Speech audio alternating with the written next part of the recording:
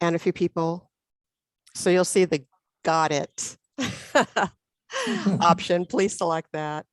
And what we want to do is start off by introducing the members of our team. So I'm going to go ahead and have Bob begin. Hi, everyone. My name is Bob Patterson. I'm the project manager for this lower cost coastal overnight accommodation study. And my job is really just to make sure that we're on scope, schedule, and budget for this project. And also participate in the design, some of the design decisions, and also this community engagement. So I appreciate you all joining. I will hand it off to Marion at Park, California. Hey, good morning, everyone. So great to see your faces or see your photos. My name is Marian Solis Coronel. I'm with Parks California, and we're the nonprofit partner to California State Parks. So we work statewide, but I am here with you all in San Diego, and we're really excited to be partnering with state parks on this great opportunity to ensure that people have connection to the coast. So thank you. And I'll turn it over to Chris. Thanks. My name is Chris Peregrine. I'm manager with California State Parks.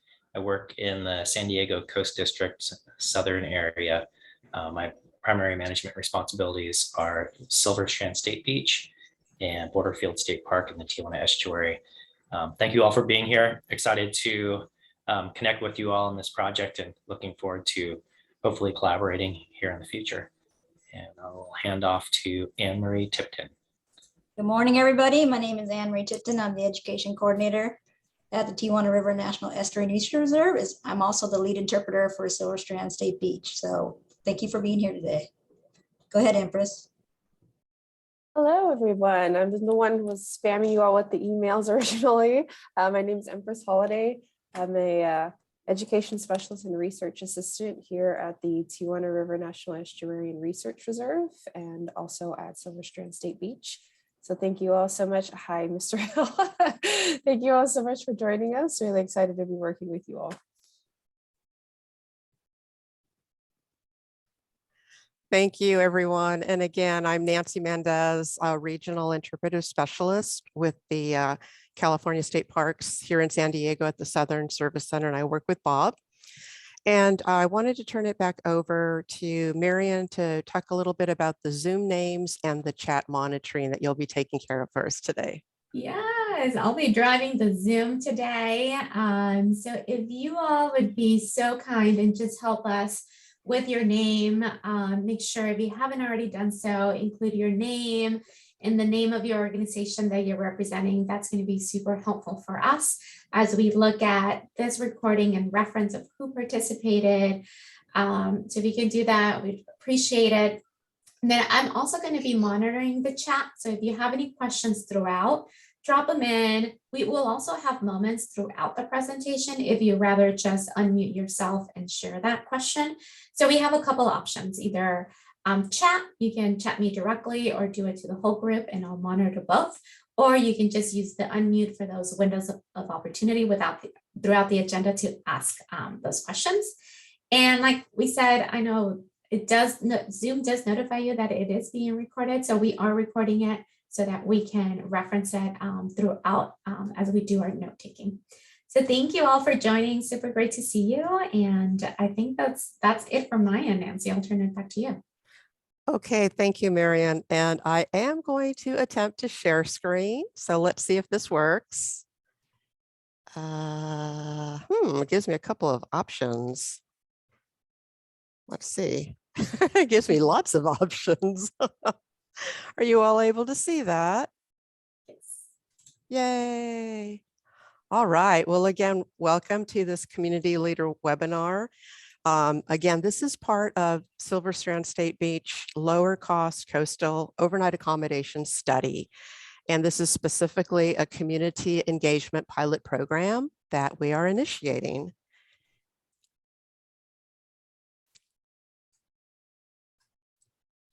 So for today's agenda, it's basically broken down into 3 segments. The introduction will include the webinar goals, an overview of Silver Strand State Beach, the Lower Cost Coastal Overnight Accommodation Study. And any questions that you may have about that, those two will be presented by Chris and Bob. We'll then move into the community engagement pilot program and specifically go over some of the contents of the letter that you were all emailed, as well as the interest form worksheet and the digital form itself. And again, give you time if there's any questions on that. And then finally, we'll conclude with some next steps, target dates, and the wrap up.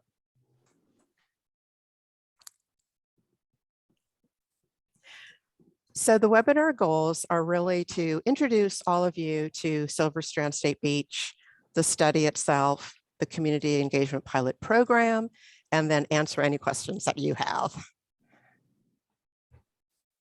I'd like to now turn it over to Chris, who will be providing the overview of Silver Strand State Beach and the existing accommodations. Thanks, Nancy. Just a real quick overview here. Hopefully, most of you are familiar with Silver Strand, and you've spent some time there. But if not, I encourage you all to go out and visit the park. This image right here, I think, provides a good snapshot of the public use areas of Silver Strand State Beach and the areas that we are focusing on to expand some camping and overnight accommodation facilities here. Can you all see my cursor when I move my cursor around here? I'm not sure if that's possible because I'm not actually sharing screen, but I'll just a couple want to things. tell me where to put it, Chris? I should be able to move the cursor for I think we probably don't need to point things out specifically. I'll describe them, but thank you, Nancy. Sure. So the one of the things I really love about Silver Strand State Beach is that it's I don't know any other place where the public has access to the open coast and then also San Diego Bay at the same time, at the same park unit. And I think that's one of the things that is so special about this place and makes it an amazing state park for people to visit. A couple of the things that to point out here, you can see on the top of the screen, that's the bay side. So that's a little snippet of San Diego Bay, it's South Bay, San Diego. And the primary recreation area there is Crown Cove. And you can see the little recreation icons where people can recreate. And one really important partnership that we have in that region of the park is the Crown Cove Aquatic Center. That's a partnership with Southwestern Community College, and they manage an amazing operation there where people can attend community college classes and learn about aquatic safety and recreating on the ocean. And then the Bayside also offers some group camping opportunities. So as you travel to the south from the aquatic center, you can see a couple icons there that donate or designate camping. And those are, so thanks, Nancy. You can see her cursor moving there. So those are group camping areas. And I'll speak a little bit more about those later, but those are off reservation group camping areas, and they can accommodate about 150 people. And then on the ocean side, you can see we have 3 very large parking lots. There's about 720 parking spaces there for day use. We have a lifeguard headquarters right there in the middle. That's where we operate all of our public safety and lifeguard lifeguard operations out of. And then off to the north side of the image here, you can see the campground, the existing campground, which is an RV campground. And it has about 120 spots for overnight accommodations, which you need to have an RV or overnight vehicle to camp in that location. And then, so that's a general overview. Silver Strand can be really busy on a busy summer day. There can be up to 7,000 people in the unit on a given day. But it also can be a very peaceful and tranquil experience of nature.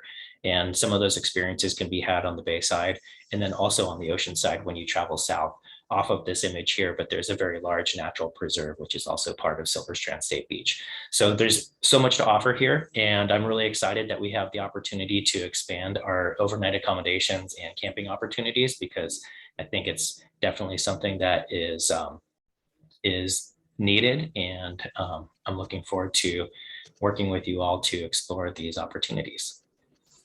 And I think that's it. Thanks, Nancy. Thank you, Chris. We're going to stop sharing the screen for a few minutes and give Bob an opportunity to fill you in on what this study is all about. Yeah, thanks. Thanks, Nancy, Chris. So everyone, Nancy and I, the office that we're in is actually underneath the flight path of the San Diego airport. So if I take a quick pause or if I look like I'm ducking because of the noise, just know that I'm muting for just a second and then I'll come right back. So I'm going to give you a brief introduction to this and background to the lower cost coastal overnight accommodation study, and including, what it will cover and kind of a status of the study, just so you have a background on what we're doing. So way back in 2017, there was an Assembly Bill 2050 that came out that required the State Coastal Conservancy to develop and implement a lower cost coastal overnight accommodations program. And that was because, as we all know, the cost of accommodations staying along the coast for average Californians is very difficult to do. It's very expensive. There's very few offerings. So this Assembly Bill came out of that need of the state to provide lower cost coastal overnight accommodations. And then in 2019, Prop 68 came out, which provided $30 million each to both the Department of Parks and Recreation, that's our department, and the State Coastal Conservancy for developing a lower cost coastal overnight accommodations program. So $30 million to the Department of Parks and Recreation, $30 million to the Coastal Conservancy. And at that time, Silver Strand State Beach in 2019 was identified as a high opportunity location for implementing this program. The study that we're doing right now for these lower cost accommodations is part of that Prop 68 funding, and it's in preparation for the implementation phase of this, of actually putting in accommodations. So study money is very rare at the state. We're very appreciative that we got this study money in order to reach out to our community in order to start doing some preliminary studies. It's very rare and really appreciated. So the next step in fiscal year 22-23, which is starting in July of this year, is the Department of Park and Recreation has put in a project request that's been submitted to the California Department of Finance for the implementation project. And it would provide planning, development, and construction of the lower cost coastal overnight accommodations at Silver Strand. And that particular project would include a continuation of this public engagement and the tribal consultation that we're starting with the study phase. The project, fortunately, has been included already in the governor's Jan 10 budget, and we should know next month whether or not this project is going to be pushed forward and approved. And if so, the start of design and permitting would be in the fall of this year. So that would start the implementation phase of this project. So the overall timeline for the implementation phase of the project, from the start of design to the end of construction of these overnight accommodations at Silver Strand, would be about 3 to 4 years. Why is it so long? Well, that's pretty much our typical project phase. We have phases for the projects. One would be preliminary plans. That usually goes for about a year. That's where we start permitting and doing this preliminary design work.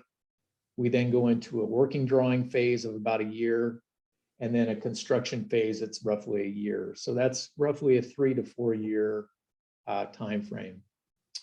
So what is our study, the study phase that we're working on right now? What does that include? Well, that's going to include an evaluation of project alternatives, of opportunities, constraints, including the regulatory, environmental, operational, fiscal, and infrastructure sort of opportunities and constraints.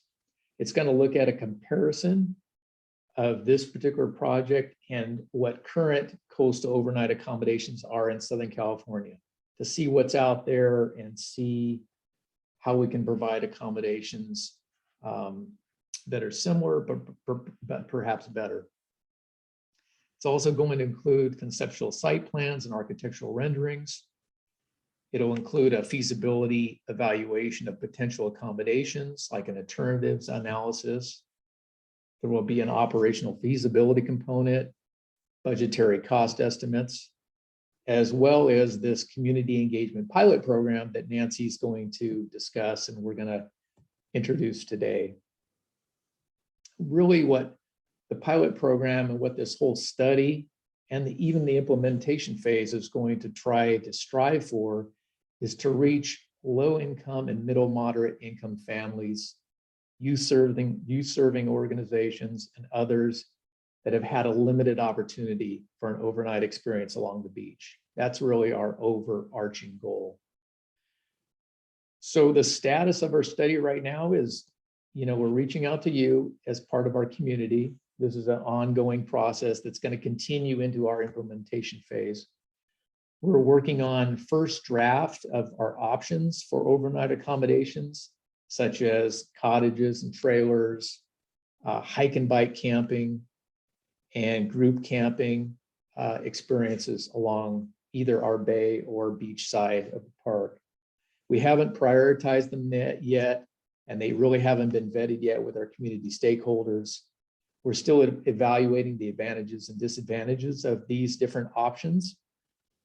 But the next step is going to be to develop these alternatives and vet them with our community stakeholders this summer and into the fall, as we kind of move into hopefully an implementation phase of this project. If we get the funding, it's looking positive to get the funding. We should know in May, especially by the new budget when it comes out in July. So at that point, I think we were going to open it up to some general questions, but then Nancy was going to go into more about the community engagement pilot program. Thank you so much, Bob. So yeah, maybe a lot to take in at 10 o'clock in the morning, but if anybody does have any questions, I think there may be either the raise hand feature or raise your hand if we can see you on camera, and we can do it that way too. So Marion, if you can help me see if it looks like anybody has any questions at this point. I don't see anybody, but let me check chat to see if anybody has added any questions. Thanks, Josh. It looks like they'll have questions at the end. Great, I don't think I see anybody.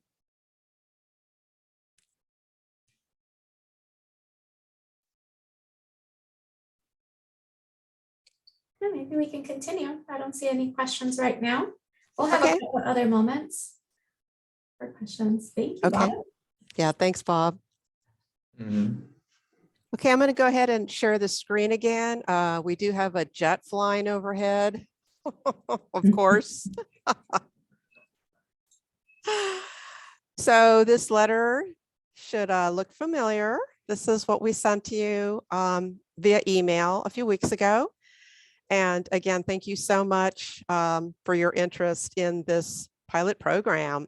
As Bob mentioned, we are really striving to connect with folks that have not traditionally been able to have an overnight experience at Silver Strand State Beach as a part of this study, and specifically as a part of this pilot program. And that's really where you come in.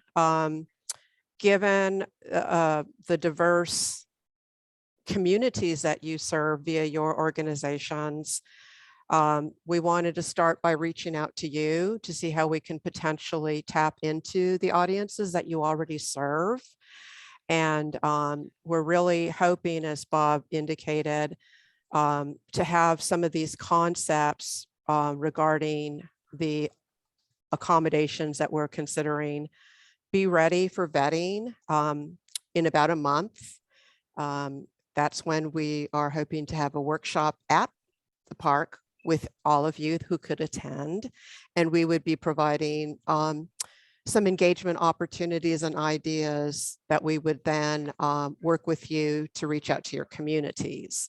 And so specifically, what we identified as kind of 5 key points of opportunities by which we hope that we can work with you on starting this spring and then into the fall would be reaching these priority communities, people who we hope would actually be using the accommodations, to get input from them on our concepts and as we move into the alternatives. We'd also value any recommended tools and techniques that have already worked through your own community engagement as we work with you through the workshop and in order to get the input that we need on these accommodation concepts. And then also any support you could give our team with efforts such as surveys or questionnaires that either we'll be developing, distributing, and then the actual input that we receive. At present, we're looking to you to help us, again, reach communities, and then in the spring, roughly mid-May to the end of June, to actually be working with community members, either in a virtual or on-site meeting location or event where we can get the input on the concepts. And then later in the fall, as we look at that input and give more shape to the alternatives, to actually be able to bring members of your community to Silver Strand State Beach and to share with them the alternatives that we are looking at considering for the implementation of the project. So that's kind of an overview of the sort of pieces of the pilot program that we're hoping that you can help us with. I think I'd like to turn it over now to Marion regarding the interest form itself. We're thinking you may have some questions about that. So I'll go ahead and shift it over to the interest form. It's a PDF that we also attach to the email. So Marion, if you want to take it from there. Thank you. Thank you. The letter that Nancy was sharing previously had a link that is a Microsoft Forms. So this that we're looking at looks a little bit different, and it's because it's a PDF of those questions. And this is really intended to really support you when it comes to encouraging your community to participate in this process. The survey itself, it's fairly short, but it does capture really the essence of what we want to learn from your community. So your organization, where you are, contact information.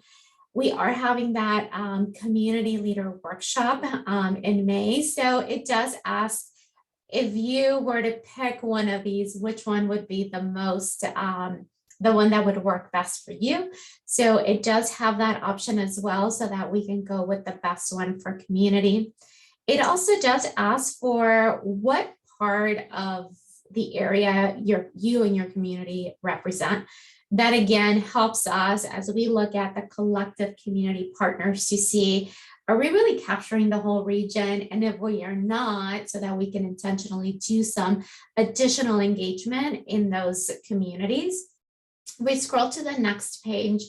It also asks for just demographic information, income range, age, school, if you primarily reach school children, and then if there is an affiliation tied to it. Again, all of this, what it allows us to do is ensure that we are reaching all communities through this process, so that we can capture their voice, their vision, and what they hope to get from this project. So all of this is super helpful for us to ensure that it does cover that broad community. And then as we look at towards the bottom of the page, it does give us insight into each community organization that you represent. How many folks are we able to engage through your organization, so that we have that variety of voices represented again? there as well. So that information is super valuable for us, again, as we look at the number of partners that we're collaborating with. And then if we go to page 3, the last section here is about stipends. Usually projects like this don't have a budget, but really fortunate to be a partner with state parks and offer that to you all as part of this effort. Now, I will say the letter did say a modest stipend, and it truly is a modest stipend. There's small pockets of dollars that we're able to offer so that you can offer these either as resources, if you're extending maybe a gathering that you already have with community, an additional 30 or maybe an hour, and you want to bring in refreshments or snacks, that could be used towards that. It could also be used as incentives to get community members to participate in the survey. It could also be used for transportation, for example, for when we do the actual community event this fall. So the total pool, just to give you an idea, the total pool that we have is about $10,000. And we are hoping to have anywhere between, 10 to 20 organizations to join us in this effort. So it's not big enough to be a micro grant where it also would support your staff time, but we hope that it still is an opportunity to encourage participation with your members, with your community, and that this effort, it really becomes an integrated invitation within the work that you're already doing. So if you're having, again, already community at your venue because you're already hosting something, we're hoping that you're able to integrate this into that messaging and that opportunity, and then these dollars to really continue to do some kind of an incentive for them to participate. So the form is due on April 20th, and that's for us to get a sense of the request, the amount, the budget, and we'll of course get back to you once we have everybody's input. There's some organizations that have already said we don't need it, and others that have said we do. Can you tell us a little bit more about it? So I know that will range based on your organization. But the input form will be the one that will at least give us a baseline of where the need is, and then we can reach out to all of you and confirm that. Thank you, Marion. And what I want to do is I'm going to go back up to where Miriam indicated in the letter that you received in the PDF. If you click on interest form, that will get you to the digital form to complete. That's the one that we need submitted by the 20th. The reason that we also provided the PDF worksheet is because the digital form will not allow you to save what you enter. So if you want, and some of this you already know, right? You already know that, but some of the things like answering the questions about what your community serves and things like the stipend, you're probably going to need a little bit of time to think about that. So we just wanted to give you this worksheet as a reference to help you, again, knowing that when you click on the interest form, it's not going to let you save anything. It's just when you're ready, click and then include your information that way. So are there any questions about any of what we just shared right now? I do want to talk a little bit about the schedule, but if there's questions right now, please let us know and we can pause for that.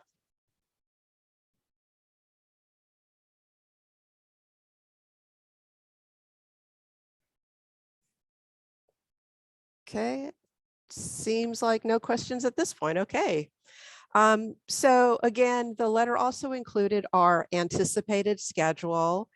And just to reiterate, April 20th is when we're asking you to submit your interest forms, again, using the digital link. And by April 29th, we plan to share the confirmation letters after we've had a chance to go through everything. And then mid-May, one of the questions in the interest form again is asking when would be a good time for you in mid-May to come out to Silver Strand State Beach for this workshop that we're planning for, again, to give you more of a toolkit and to vet some of those initial concepts for overnight accommodations. that will then really help prepare us all for working to gather the actual community input from mid-May through the end of June. We will then touch base again with you in the midsummer to start planning for the on-site event, which is when we would love to have your community members come out to Silver Strand State Beach. And then finally in the fall in October is when we're looking at a wrap up with you on this pilot program, and then hopefully dovetailing into a project and a continued community engagement program for the long-term benefits of Silver Strand State Beach. So I was going to give some of the preliminary ideas that we've been thinking for this workshop. And at this point, we were thinking maybe 2 to 4 hours. And that's really something that we're hoping to gauge from you during today's webinar, whether or not, is 4 hours way too much for you to be away from your work? And if, we need to try to keep it down to say 2 hours or 3, that would be helpful to know. But right now, what we're looking at, some of the goals of this workshop would be an actual opportunity to meet in person. We're actually hoping to use the Crown Cove Aquatic Center meeting room. So we'll be asking Fernando to check the schedule there to see if that's available. We will definitely be presenting some of the concepts for the overnight accommodation. So we're real excited to be able to share that with you. And then we're looking at having some activities to actually test engagement methods while providing you with an opportunity to give some input on the concepts. We would then also present a toolkit for all of you that will have resources to help prepare you for engaging with your community and ways that we can help foster that. We'll also be looking at providing a walking tour at Silver Strand State Beach of the proposed sites that we're considering for these concepts for the lower cost overnight accommodations. And then finally, we're hoping to share with you complimentary parking at the park, refreshments, and if we go for a couple of hours into lunch, we would provide you with a meal as well. So that's our overall vision for the workshop at this point. I'm thinking that by the time we have the the letters that are going out, the confirmation letters by the end of the month, we'll probably have a better sense of the agenda and have input from you on the dates and times. So we'll hopefully have that more solidified toward the end of the month.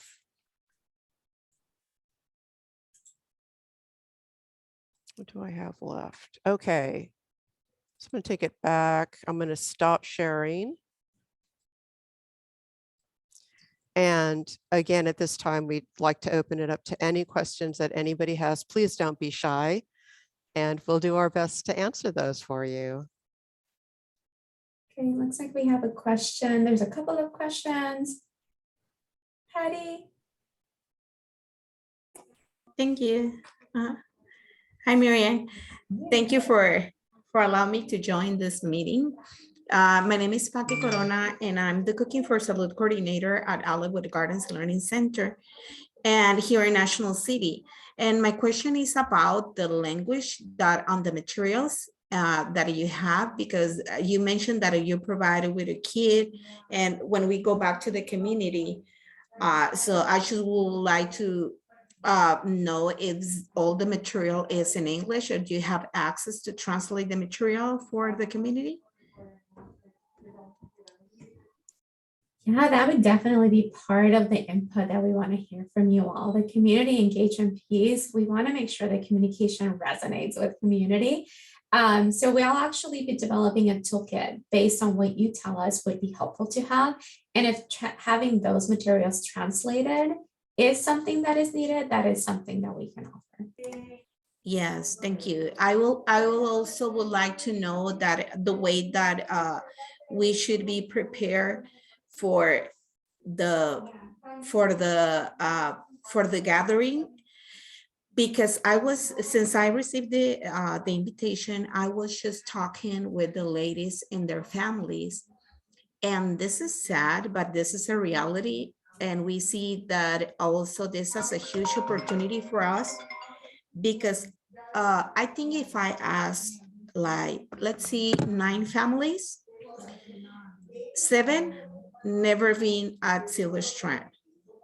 And they love to be there, but never been camping or doing something, because exactly what you mentioned is very expensive. So I would like to know if there's a way that a tool that you have or can be created from questions that we need to ask the community before we go to the feedback and bring it as a feedback, because one is our overview as the leaders, or if we need to wait until the input for the community. Yeah.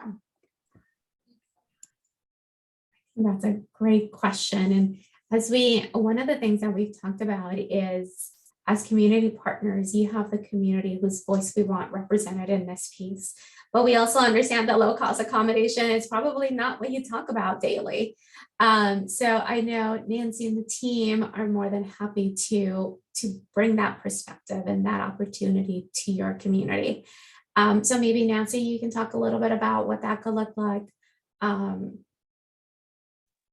Yeah, thank you, Patty. Thank you so much for that question. And yeah, that's really one of the, I would say, one of the key parts of the workshop where we're bringing you all together. We will have some initial questions that just kind of come to us as a result of being a part of the team that's looking at what these concepts are. So we'll have some preliminary questions, but yes, part of the reason to have you all participate in an activity with these questions, with this material, is so that we can, make adjustments to those questions as appropriate and as needed, based on, again, your familiarity with your community. So it's a perfect question. Thank you so much for asking that.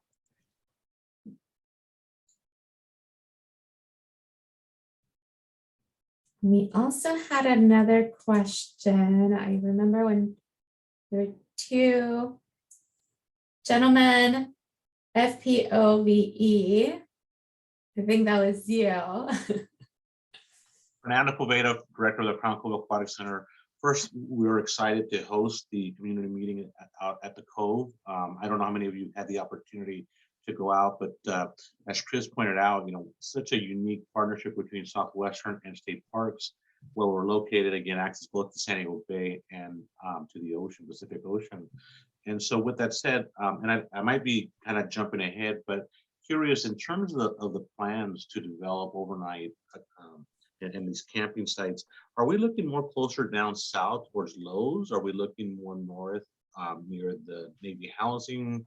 And again, just kind of trying to get a sense, because we are kind of situated there on the Cove and so forth. And for those of you that have not been out to the center, you'll have an opportunity to walk it and see it. But I'm just kind of curious, do we have any ideas just yet, folks, where we're going to be developing, or is it going to be, maybe like a phase 1 more towards the south, and then maybe later a phase 2 more to the north? I mean, I'm just curious about, how this might look. It's exciting. I mean, for us, definitely. Yeah, I'll address that question. So yeah, we're just starting to look at some of the options for different types of overnight experiences. So you guys are aware that there's already RV camping that's on the beach side. That's not available to everybody because it's an expensive opportunity, right? But we'd like to offer preferably some other opportunities on the beach side as well that are kind of comparable to that, where you could have families stay overnight in either a trailer perhaps, or a cottage of some sort. So it's sheltered, it's more protected. That might be one of the type of offerings that we're looking at. But we're also understanding that some folks may not want to have that type of experience. Perhaps they want to have more of a camping-like experience. So we're looking at particular locations within the park, perhaps on the bay side and on the beach side, that could accommodate more of a tent camping experience. And then also there's groups that are very interested in kind of a hike and bike experience. So we all know that there's the Bayshore Bikeway that goes along Silver Strand, goes right through Silver Strand, which is a great opportunity to link all of the Bay cities, including Chula Vista, Imperial Beach, National City, Coronado, downtown. It connects all those areas. So perhaps we want to look at whether or not there's opportunities for that hike and bike camping. We think that there could be on the beach, on the Bay side. So there's a lot of ideas, a lot of kind of options right now. Locations haven't been chosen, but yes, we're looking at both the beach side and the Bay side in those areas. So that's what we're hoping to kind of work through with you at this workshop, is show those initial options and get your feedback on those initial ideas of what those offerings could be. Thank you, Bob. There was a question on the chat about the budget. And early on, you did mention that even a survey like this and getting money for a study is pretty much unheard of. There was a question about what is that overall budget? How is it used? How is it broken up into the different phases?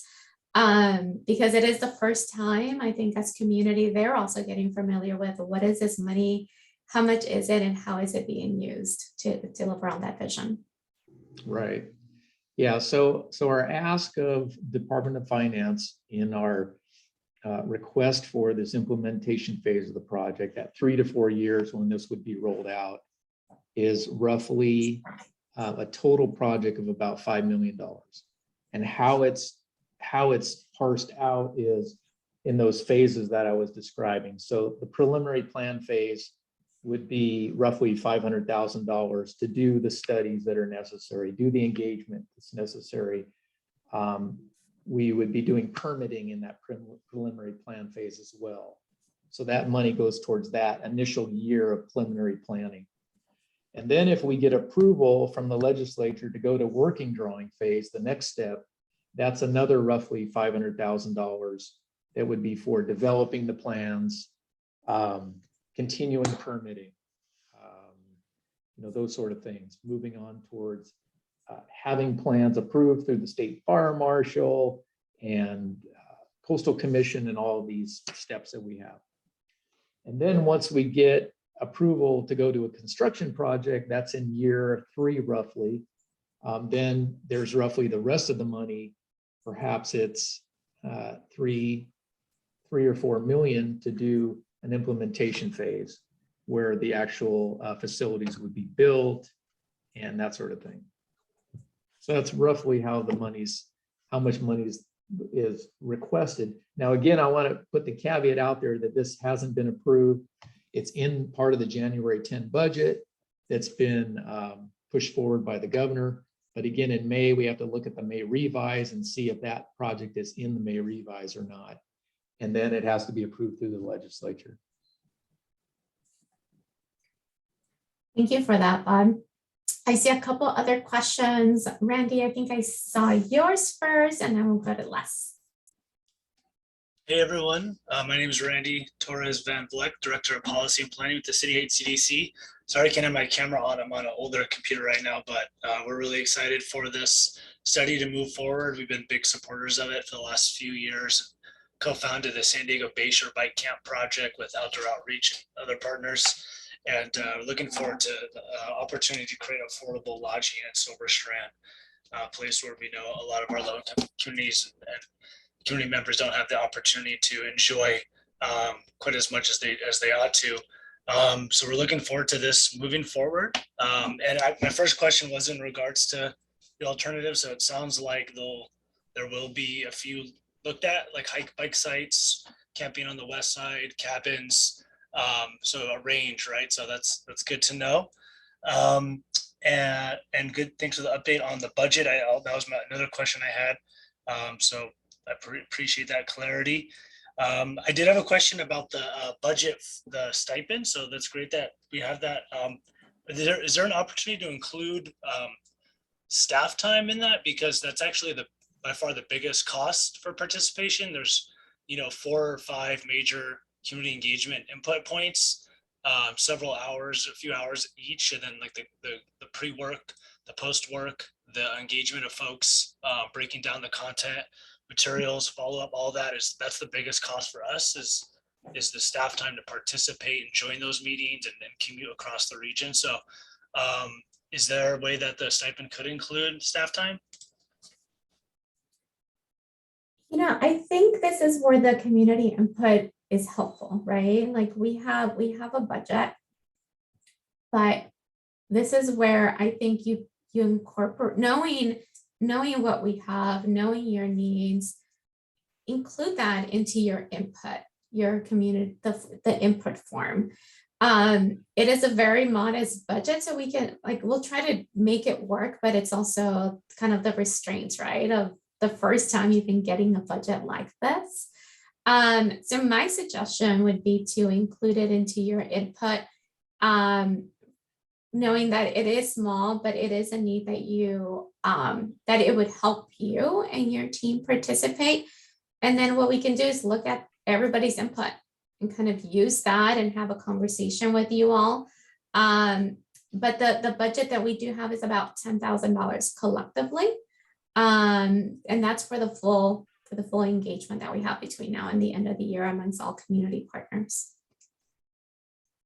Yeah, and if I can tag on a little bit to that, Marion, that's a great suggestion, because we need to hear what the need is from our community for you to continue to stay engaged. Because, as part of all this going forward into an implementation phase, we want to continue to engage with you during the implementation phase. And that's going to be, again, a 3 to 4 year process until these facilities are built. So this particular budget for our study is a little Spartan. It's not much. Hopefully going forward, if this project is approved to move forward through an implementation, we're going to have a more healthy budget. And at that point, I think the project manager, myself, and whoever becomes our project manager can evaluate those funds more closely. And if there is that sincere need to keep you all engaged and have a healthier budget, then we will definitely consider that. Okay, great. And that's where the governor's budget would come in, right? Is that what you're referring to? Is that the governor's budget would be the opportunity to potentially fund a more robust community engagement for this work? Exactly, yes. Okay, thanks. Les. So thanks so much, Miriam. Good morning, everyone. My name is Les Duncan with Outdoor Outreach. And I'm just going to go ahead and say that Randy and I spend way too much time together, because he definitely had the same question that I did around the budget in particular. So just, recognizing, and Bob, I definitely appreciate your advocacy in this as well, that community engagement should be, one of the most central pieces of this study. And in order to effectively engage community, I mean, we Outdoor Outreach, we engage with over 50 different community partners and schools each year, including City Heights CDC. We've been able to do some great bike rides down to Silver Strand and to kind of scope out and help with that re-envisioning process. But that comes with a significant cost. Just to kind of center, for example, thinking about the bike ride that we did last year down to Silver Strand, the total staff time cost for that whole engagement, for the overnight, for equipment, for staffing, planning, and so forth, came out to roughly about $3,000 for that engagement alone. I think that we could definitely bring this to scale and engage community really robustly throughout this process. But yeah, definitely, as we're thinking about $5 million allocated towards this budget, what does significant community engagement look like that allows community to truly inform this process, and that allows community also to build that relationship with Silver Strand, that communities that may not have already had that experience. So not thinking about it more expansively, not just from the standpoint of how do we bring people in to provide input and then they leave and they don't have a meaningful experience there, but thinking about like, how do we create this really robust experience so that every family that leaves from this process feels that much closer and that much connected to Silver Strand State Beach. And then the other thing that I wanted to mention also, I know we're considering multiple options. A big part of our feedback kind of throughout this process has also been around the noise and light pollution at the current campsite at Silver Strand on the bay side. We enjoy using both sides, partnering with Crown Cove Aquatic Center to run programs on the bay side, as well as also surf programs on the ocean side. And so, definitely hoping that we really center viable options on the ocean side that would have less noise and light pollution. Thanks, y'all, and thanks for keeping us in the loop on this process. We're excited to partner moving forward on it. Thank you, Les. Patty. Gracias. Sí.